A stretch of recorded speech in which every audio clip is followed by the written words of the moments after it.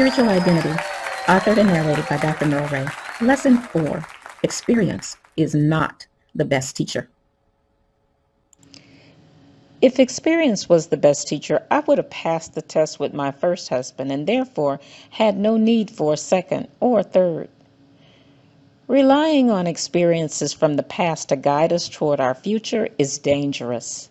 Historically, all around the world, women have not been treated as worthy, valuable, or respected as individuals having a rightful place in society. Many women sadly never overcome this challenge. In some cases, it's because they have been taught that they are women, as if to say, teach them that they are inferior. There's a reason why we have the women's empowerment and girl power movements. Historically, these social, economic, and political systems have not been in our favor. And although there have been great strides for women, I agree with women like Joyce Meyer who admit that we still have a long way to go. I believe, though, that if we are ever going to enjoy the dominion, respect, value, benefits, and comparable worth that we were designed to have, we need to receive the right information, and it needs to start from birth. All women are at risk, regardless of age, race, religion, or status, because apart from God, we're destined for eternity as a failure. Women everywhere are at risk. You could say that we've been raped and our identities have been stolen in the process. The crime happened so long ago that we blocked it out. Maybe as a society of women, we are suppressing the overwhelming hurt of things that happened before us that we did not understand. Most of us don't even know that a crime has been committed against us. We don't know our true identity. We don't know the reason for our existence, and we sure don't know how to hook up to a God-given destiny. A real relationship with God is one that is free from hindrances and veils that are put up to hide the truth about who we are and who God is. God's wider definition of womanhood values you, your worth, and your impact in the world right here and right now. These are timeless principles that give us clarity in a world where cultural views are perverted. Even today, centuries after the women's suffrage movement, it seems that our different cultures still undermine moral standards for seeing value in women. Those fundamental truths said to be self-evident in American history now have to be documented and pushed in legislation. It's a shame that these things have gotten so bad that symbolic legislation speaking out against the public use of derogatory references to women now have to be discussed. Suffering in private at the hands of our abusive fathers, husbands, brothers, male friends, and bosses is horrible enough. But being the target of public degradation by strangers is worse.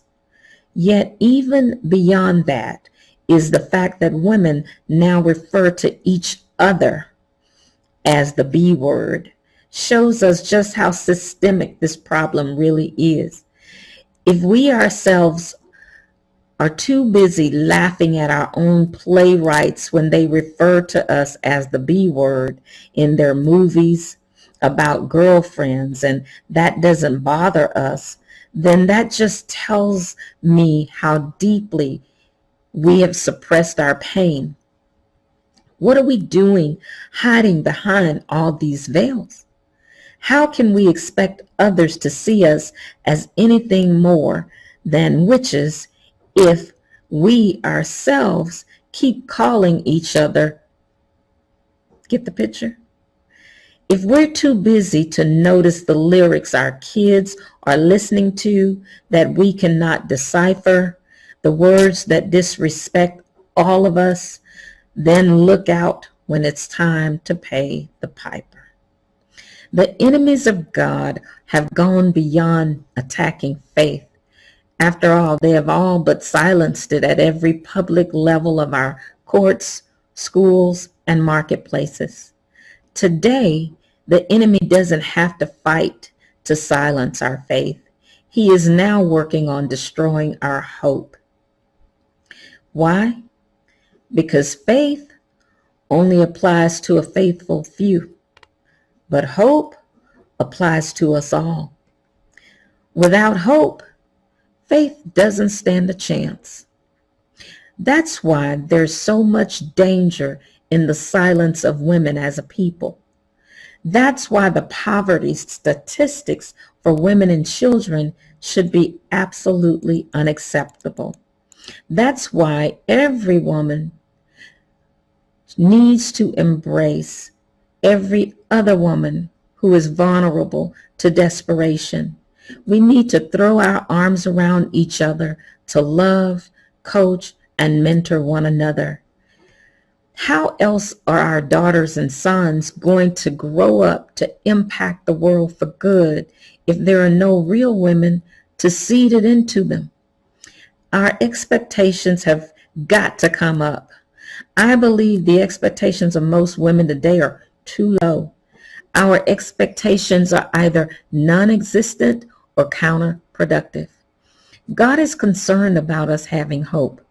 Yet if we all act like just a bunch of desperate housewives entangled with our makeup, our men, and our girlfriend drama, then what need is there for hope? If our stories are only going as far as the soap opera, then why bother? I mean, why don't we just go shopping, get our nails done, change our hair, and go sleep with somebody? That always works for women in the media. If we listen to our culture, then the most we have to look forward to on earth is a gorgeous hunk of a man that can get it on in the bedroom.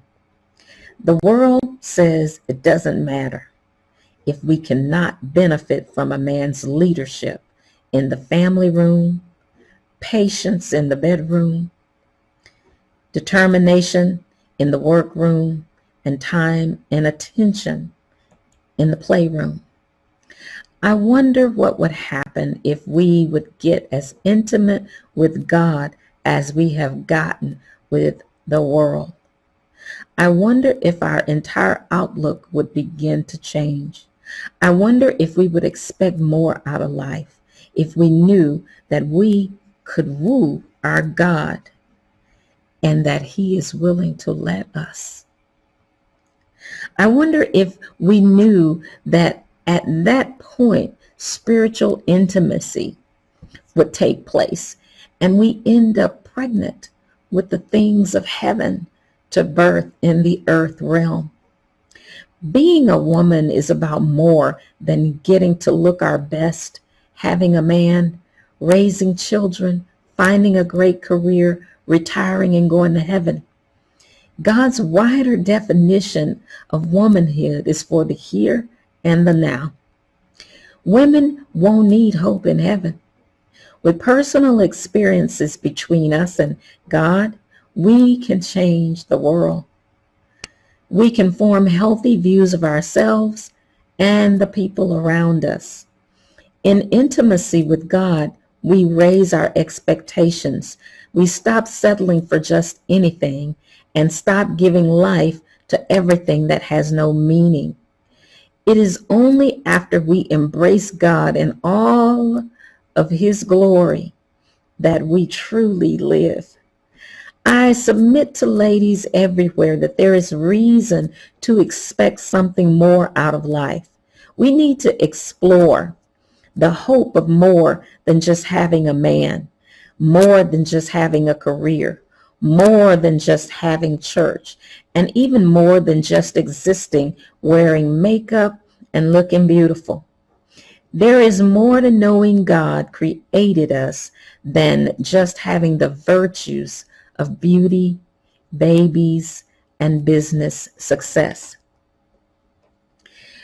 God has something to say about everything impacting our lives. Even when he's quiet, God is still saying something. You just have to know who he is to understand his language. God wants women to know the truth of who they are, and as a result, gain a deeper, different expectation from life than what the so-called experts have to offer us. The words of the so-called experts will point you to your own potential and power and that of the world around you. I'm telling you, I tried operating life that way, and many superstars have tried operating life that way. It wasn't enough. I submit to you that it takes more than psychology, vision, self-esteem, popularity, and drive to lead a woman to identity and fulfillment. Finding these go beyond any man's philosophy. Finding truth and holding passion goes even beyond religion. Since my purpose is not to be religious but to be effective, church people will have to forgive me if I don't use the proper systematic theology here. I'm not talking about having church as usual. The message isn't about whether or not a woman is churched or unchurched, black or white, rich or poor, American Idol or unknown. It's about her search for identity and truth, passion and love. We must understand the destiny of every woman is at stake. Instead of looking to public figures and celebrities with whom we have neither relationship nor accountability, we can look to a better example for defining ourselves and experiencing fulfillment in our public and private lives. Don't take your cues from me. I'm not your expert. I was the one whose first and second husbands had the same first name, and whose second and third husbands had the same last name. I was praying for wedding after wedding and not keeping the husband. I was married so many times. The last time my husband and I married, I was afraid no guests would show up for the event. They were saying, yeah, well, who's she marrying this time? Or I've seen this before. Perhaps you can relate. You know, the desperation of wanting to be married, I had that. But I also lived through the desperation of wanting to be divorced and then wanting to be married again. Don't laugh. I thought I was pretty smart.